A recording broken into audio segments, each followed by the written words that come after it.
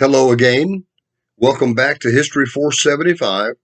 I'm Dr. Ron Traylor, and this is lecture number 11. Now, I'm going to do something that's out of order now, and I ask your pardon. I beg your pardon. Something I forgot to do, to be quite honest with you, was to talk about the Republic of West Florida in some detail. And I'm going to do that right now. Now, I've mentioned the Republic of West Florida to a degree in previous lectures, but perhaps not in the detail that I would like to talk about today. So, here we go. Let's talk about the Republic of West Florida. West Florida was a region on the north shore of the Gulf of Mexico, which underwent several boundary and sovereignty changes during its history. Parts of the territory were held at various times by France, Spain, England, Britain, and the United States, as well as the short-lived Republic of West Florida and the Confederate States of America. Eventually, the United States gained control of the entire region, which now forms parts of the states of Louisiana, Mississippi, Alabama, and Florida. Now, West Florida was from 1682 until 1763 divided between the Spanish, who held an outpost at Pensacola as part of their Florida colony, and the French, who had a military outpost at Mobile as a part of their French colony of Louisiana. In the treaty negotiations that ended the 7 Years' War, known as the French and Indian War in the Western Hemisphere, that happened in 1763. The British received the Spanish colony of Florida and that portion of the French colony of Louisiana that was located between the Mississippi and the Perdido Rivers and north of Lake Pontchartrain. The French, who lose the war, transfer the remainder of Louisiana to the Spanish by a separate treaty. So, England now owns they now own Florida, and Florida stretches from the Atlantic to the Mississippi River. And the Spanish own the colony of Louisiana, all of which is on the west bank of the Mississippi River, except for the city of New Orleans. That's the only part of Louisiana that's on the east bank. Now, the British they reorganized their territory. Boy, I can't speak today. It's been a long day. They reorganized their territory of Florida into the provinces of East Florida, which consisted of most of the present-day state of Florida, and West Florida, which was bounded by the Mississippi River on the west, and Mississippi River and Lake Pontchartrain on the west, by the 31st parallel on the north. Remember Pinckney's Treaty of 1795, and the Apalachicola River on the east. And the British capital of West Florida was at Pensacola. Now, in 1764, the British moved the northern boundary to a line extending from the mouth of the Yazoo River. Now, that's up around Vicksburg, east to the Chattahoochee River. And that land consists mostly of approximately the lower third of the states of Louisiana and Alabama. In the 1783 Treaty of Paris, which ended the American Revolution, the British ceded, that's C-E-D-E-D, ceded both Florida provinces back to Spain, right, East Florida and West Florida, back to Spain, but did not specify the boundaries. Spain wanted the expanded 1764 boundary, while the United States demanded the former boundary at the 31st parallel. In 1795, the Spanish, in the Treaty of San Lorenzo, recognized the 31st parallel, and it has remained there ever since. Now, in the secret Treaty of San Ildefonso of 1800, Spain returns France's Louisiana colony, but the boundaries were never specified. After France sold the Louisiana Purchase to the U.S. in 1803, another boundary dispute erupted. The United States claimed the territory from the Perdido River to the Mississippi River, which had been the limits when the French had ceded it to Spain in 1763. The Spanish now insisted that they administered their portion, that they administered their portion consisted of West Florida, and that it was not part of the territory returned to France in 1800. The United States and Spain held long and inconclusive negotiations on the status of West Florida. In the meantime, U.S. settlers established a foothold in the region and resisted Spanish control. British settlers who had remained also resented Spanish rule, leading to a rebellion in 1810 and the establishment for about 90 days of the Republic of West Florida. On September 23rd, after meetings that began in June, rebels overcame the Spanish garrison at Baton Rouge and unfurled the flag of the new republic, a single 5-pointed white star on a blue field. Now, no originals of that flag are known to exist. I'm sure that historians like Dr. Sam Hyde, who is an acknowledged expert on the Republic of West Florida, he probably, in his prayers every night, asks God that somebody find a legitimate flag of the Republic of West Florida. For example, because we don't have one, we know the background was blue, but we don't even know what shade it was. Light blue? Dark blue? As you drive back and forth to school on I-12, as you come through Livingston and Tangipahoa parishes on the west, and through St. Tammany into Tangipahoa from the east, there are signs on Interstate 12 that refer to it as the Republic of West Florida Freeway or something like that.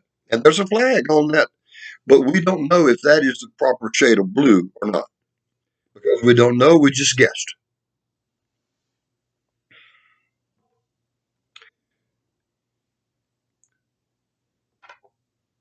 In addition to overcoming the garrison at Baton Rouge, the rebels who were supporting the creation of the Republic of West Florida also overcame a garrison of Spanish soldiers down at Springfield in Livingston Parish on the boundary on the Natalbany River, where LA 22 crosses from Tangipahoa Parish into Springfield, right on the west bank of the Natalbany River. There was a small fortification, Spanish fortification there. And the Republic of West Florida soldiers overcame that garrison as well. So the boundaries of the Republic of West Florida included all of the territory south of the 31st parallel, west of the Perdido River, east of the Mississippi River, and north of Lake Pontchartrain.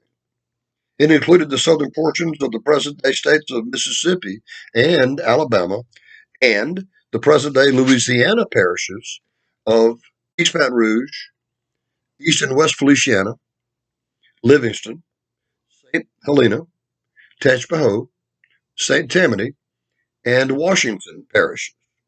And the capital of the Republic was at St. Francisville. The Constitution of West Florida was based on the U.S. Constitution and divided the government into three branches with a bicameral legislature. So we had an executive branch, right? A judicial branch, and an executive branch. The governor was chosen by the legislature. The official name was the state of Florida. The first and only governor was a man with such a unique name, it could not be duplicated. His name was, and I'm going to spell these. His name was Fulwar, Fulwar, Skipwith, Skipwith.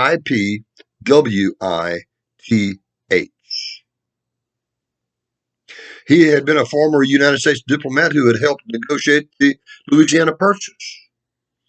In his inaugural address, Skipwith mentioned possible annexation by the United States.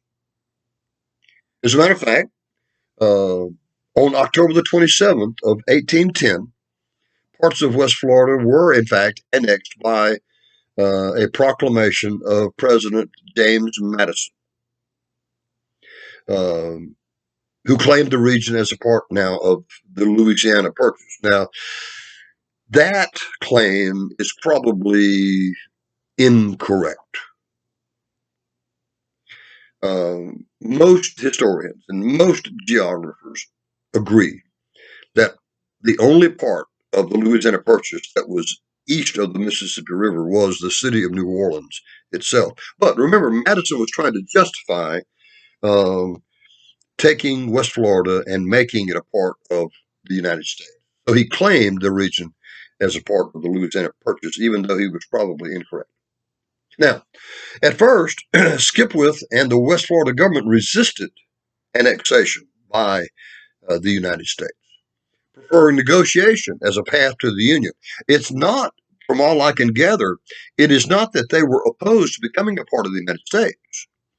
They just wanted to be, they wanted to become a part of the United States, not by just being taken, but by taking a part in actively joining the United States. However, C.C. Claiborne, who was the first governor of the new Louisiana Territory, and in a few years would become the first governor of the state of Louisiana. He refused to acknowledge the existence of West Florida and the legitimacy of its government. Accordingly, and after blustering and threatening to resist annexation by fighting for their republic, Skipwith and the legislature backed down and accepted Monroe's proclamation.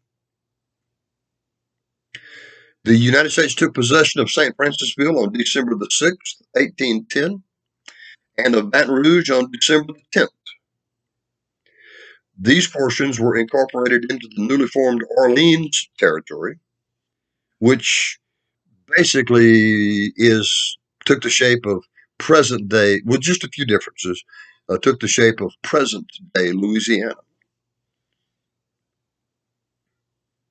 The United States annexed the Mobile district of West Florida into the Mississippi Territory in 1812. Now, Spain continued to dispute the area. The Spanish continued to say that the United States had taken Spanish territory illegally. But the United States continued to settle in the region until Spain was forced to cede, C-E-D-E, to cede all of Florida to the United States in the Adams Treaty, Adams-Onis, that's O-N-I-S, the Adams-Onis Treaty of 1819. That was named, by the way, after John Quincy Adams.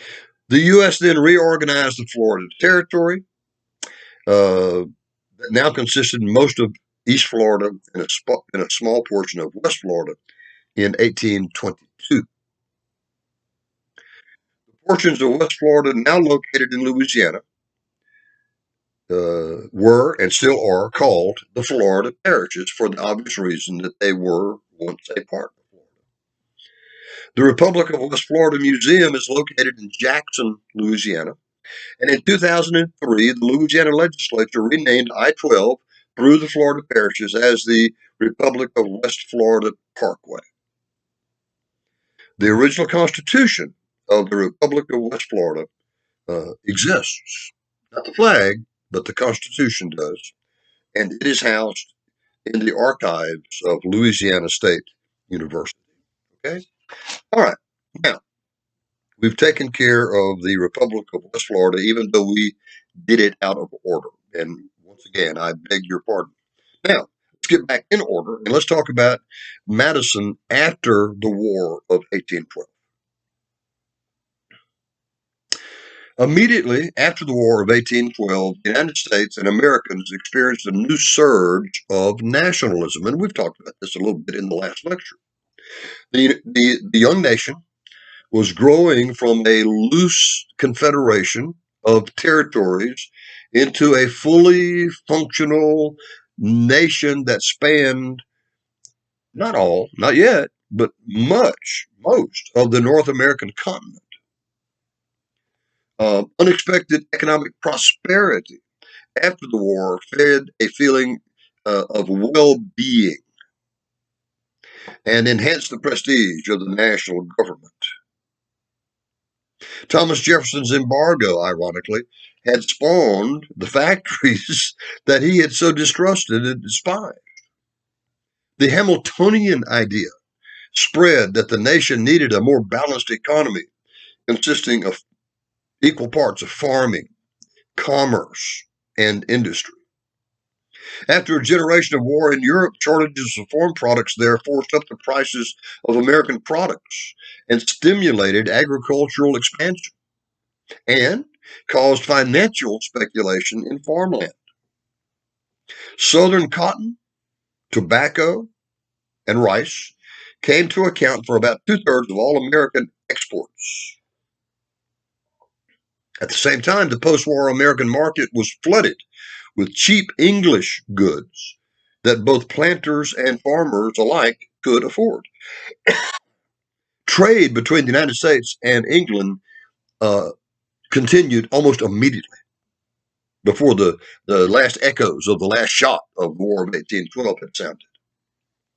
New manufacturers would seek protection from this foreign competition.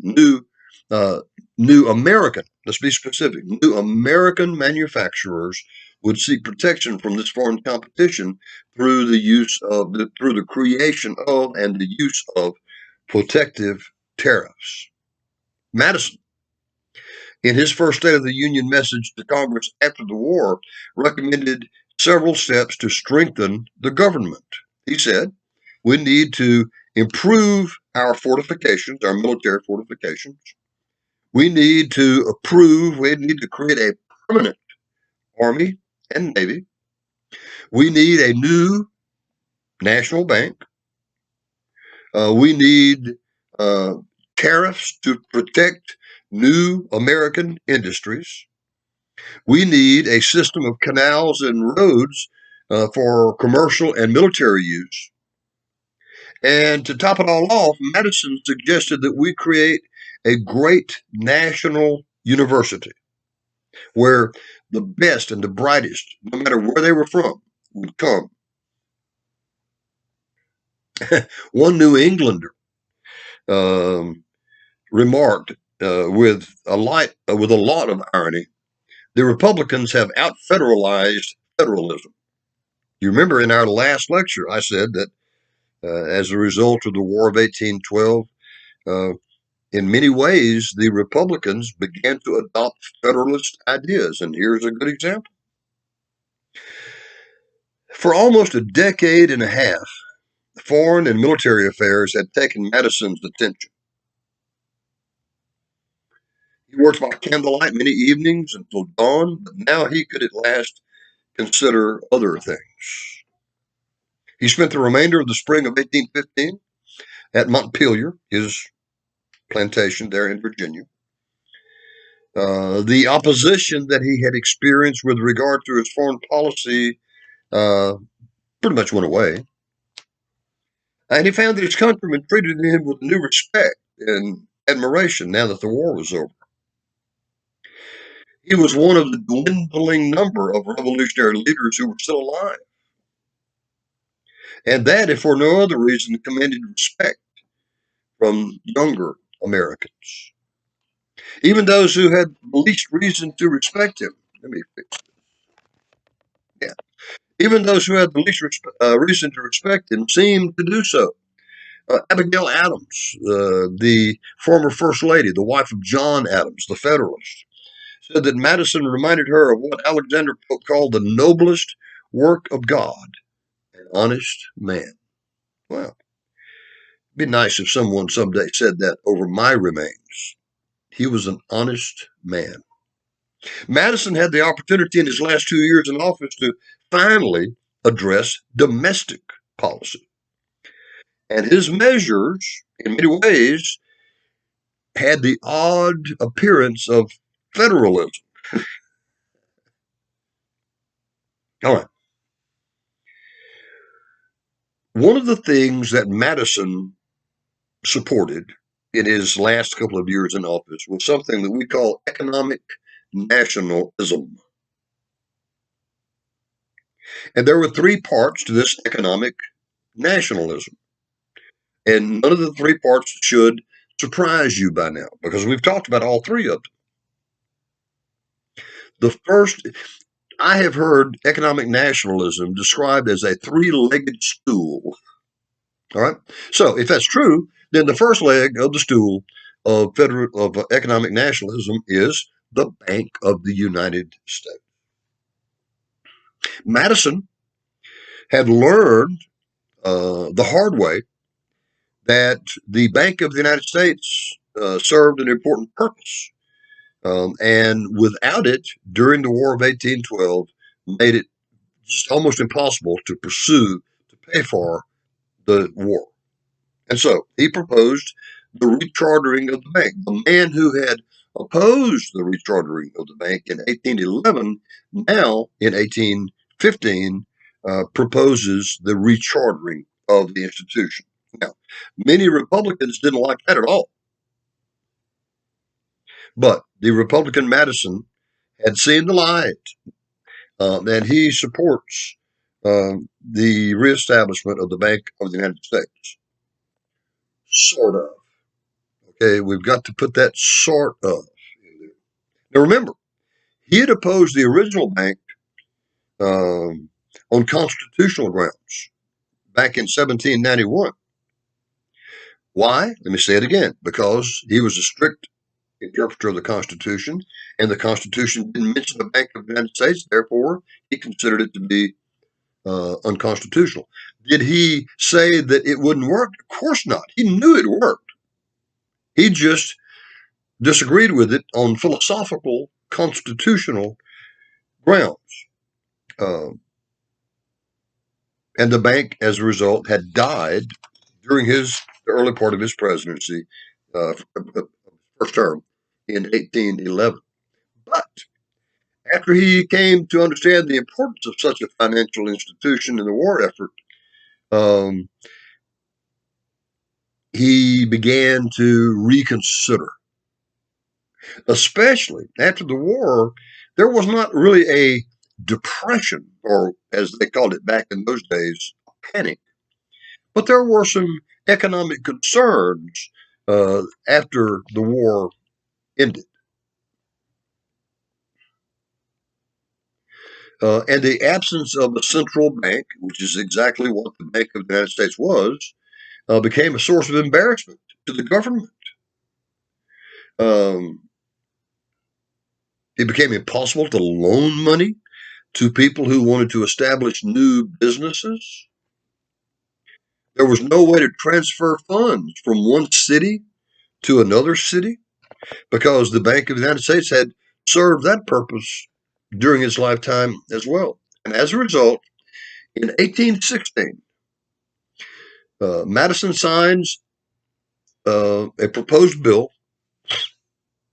over the objections of the old Republicans, the the Republicans who still insist on a narrow interpretation of the Constitution, and that bill establishes, according to the way you want to look at it, it either reestablishes the Bank of the United States or it creates the second Bank of the United States. The second is probably the more accurate title, the second Bank of the United States. Its headquarters were to be located in Philadelphia. By the way, that building still stands. We were in Philly a couple of years ago, and it was closed that day. It was a holiday, I don't know. And I desperately wanted to go inside, but I couldn't. But it's a beautiful building. Now, the second Bank of the United States pretty much followed the outline of the shape of the original bank. It would have a 20-year charter that would be either renewed or not renewed at the end of 20 years. The national government would own 1/5 of the bank. Private investors would own the other 4/5 of it. The United States would name 1/5 of the directors. Private investors would name 4/5 of the directors. The bank would serve as the depository for federal funds. In other words, when tax monies came in, they would go to the second bank of the United States. Whenever federal land was sold, that money would go into the second bank of the United States. Whenever a tariff was collected on goods that were being imported into the United States, that money would go into the second bank of the United States. Now, in return for those privileges, of course, the bank was making money off of United States money because they would loan that money out with interest. So the United States had the advantage because they had a safe place to put their money. The second bank of the United States had an advantage because they were making profits by loaning out at interest the federal funds. Now, the second bank of the United States did those things for the United States government without a charge, without a fee, because they were making money hand over fist by charging interest on the loans.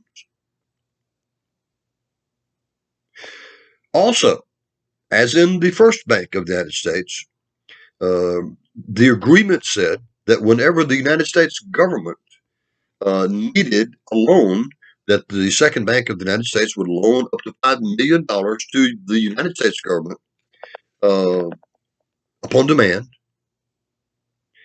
and annually for the right to charge interest on the government's money when they loaned it out. The second bank of the United States would pay to the United States government a cash bonus of $1.5 million. Now, $5 million, $1.5 million, that's chump change today for our government, isn't it? Absolutely. But in 1815, that was a lot of money.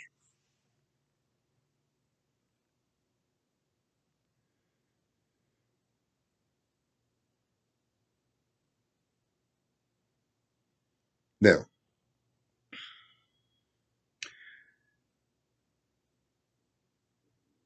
Madison also becomes a supporter of um, the building of internal improvements such as roads and bridges, canals. He was convinced that roads and canals could provide a useful and valuable, it could prove to be useful and valuable to the nation, could be as valuable to the nation as the bank now was again.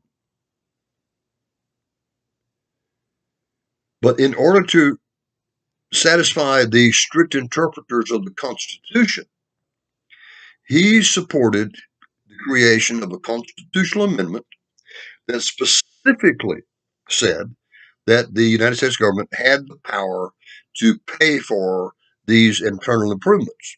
And once it became a part of the Constitution, he was very satisfied with its constitutionality, and he would drop his opposition to that.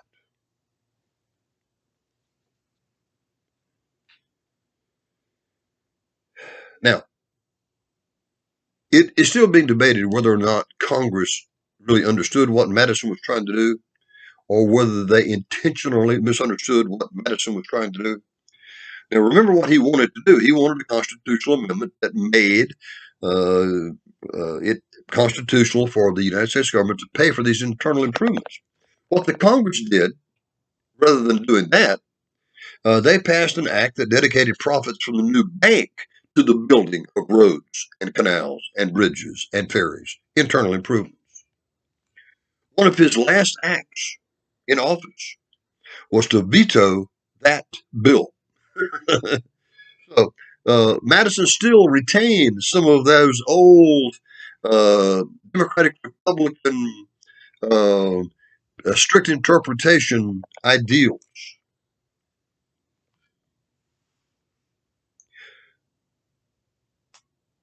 Some Republicans who had formerly been opposed to the bank joined Madison in supporting the second bank, including Henry Clay, who said that the bank was now indispensable.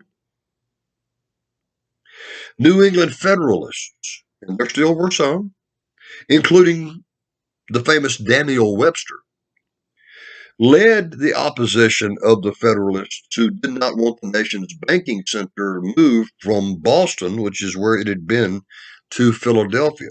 So they were not necessarily opposed to the idea of the second bank of the United States. They were certainly opposed to its location. Now, the next leg of that stool is protective tariffs.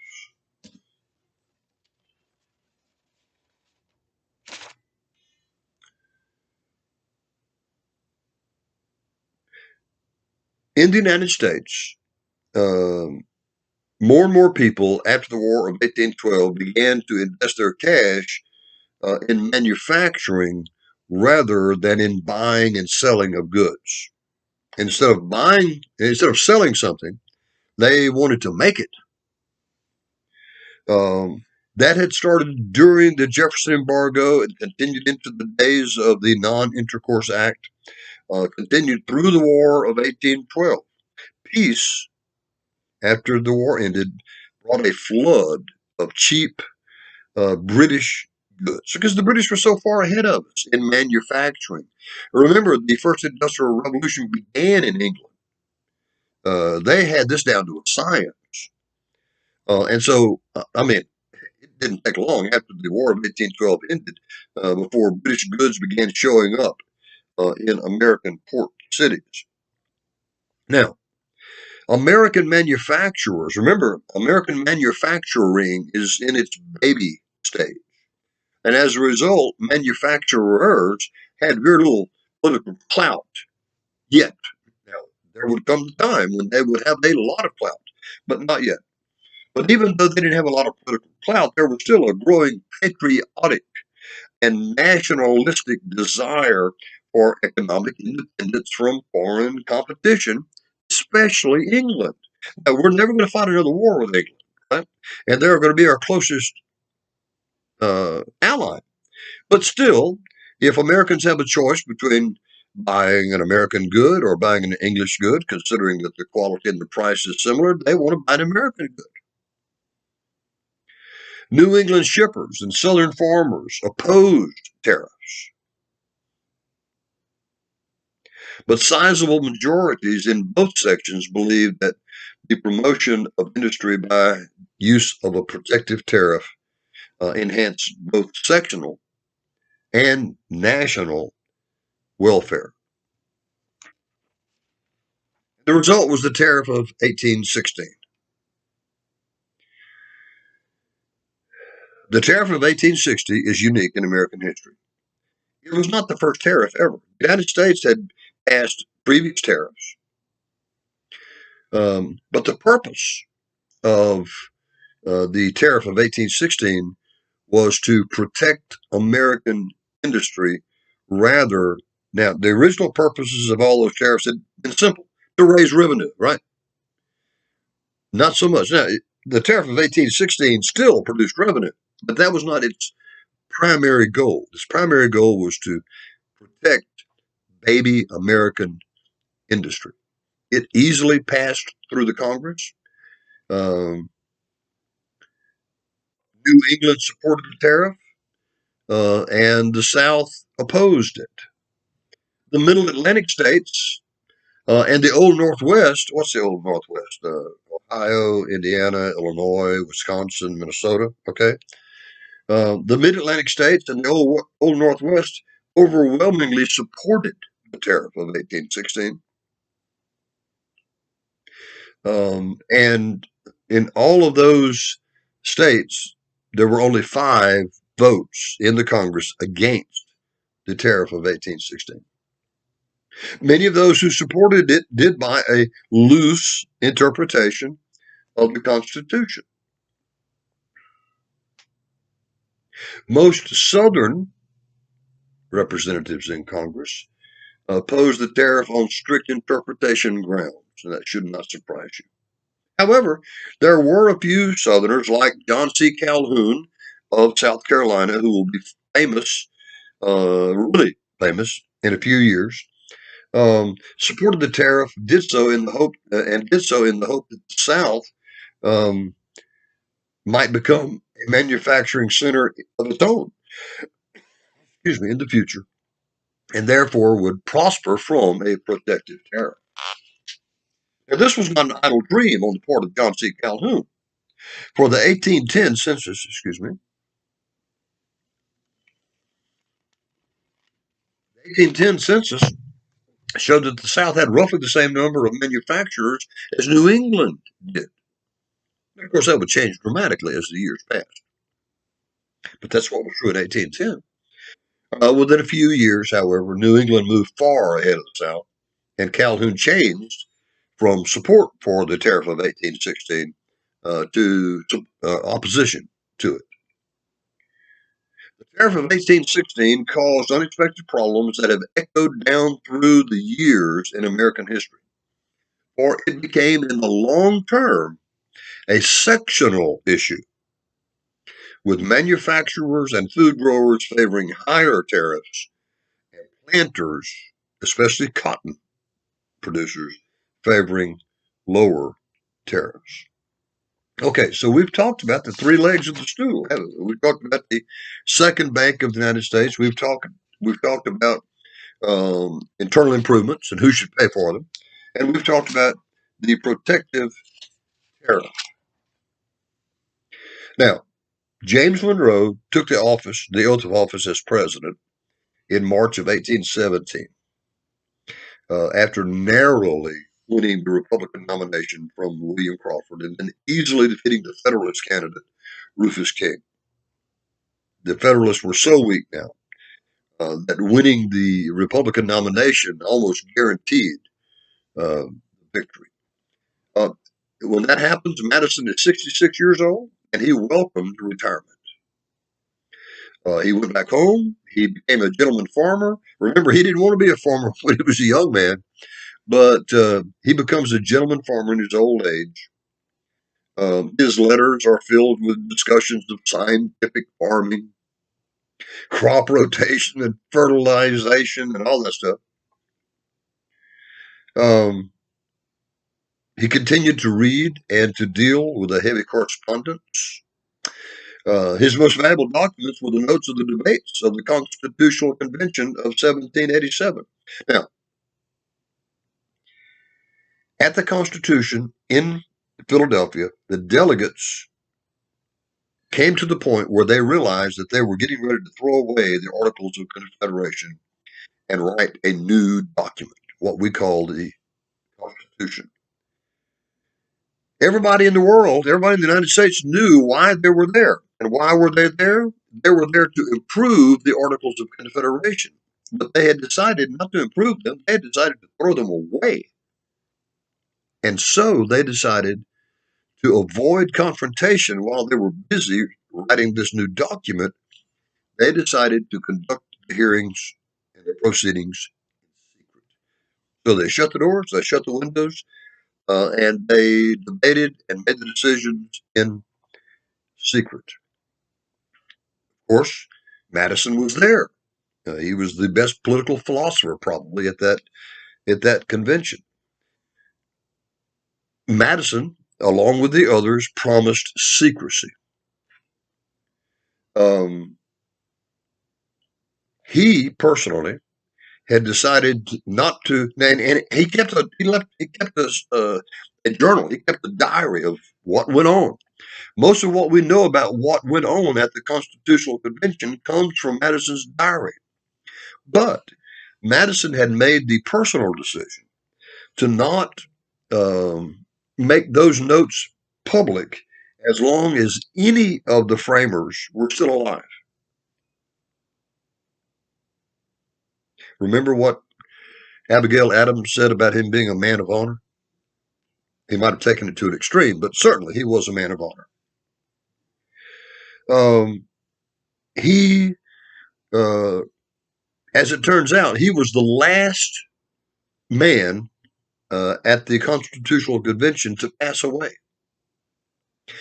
When his family went through his personal papers, you know how do? You go through daddy's stuff, right? When his family went through his personal belongings, they found this pile of papers tied up with a ribbon. And when they opened it up, they realized what they had in their hands. It was his diary from the Constitutional Convention. And as a result, we now know what took place there. He maintained a close personal relationship with Thomas Jefferson. He even got back into politics for a little while. He served at the Virginia Constitutional Convention in 1829. He remained intellectually active by keeping up with current events. He opposed South Carolina's and John C. Calhoun's position during the nullification crisis during Andrew Jackson's presidency.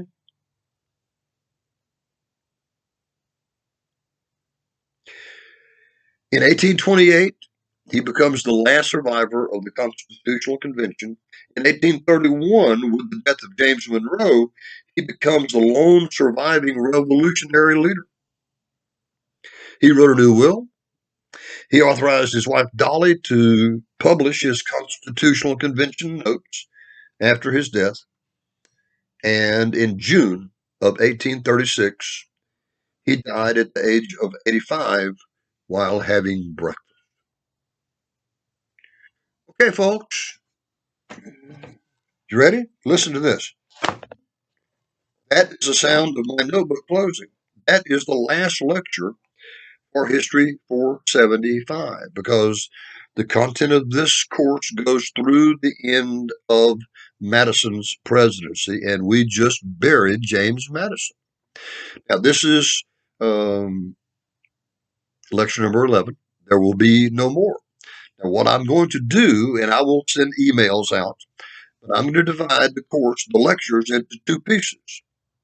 And I haven't decided how to do that yet, but I will contact you when I have decided.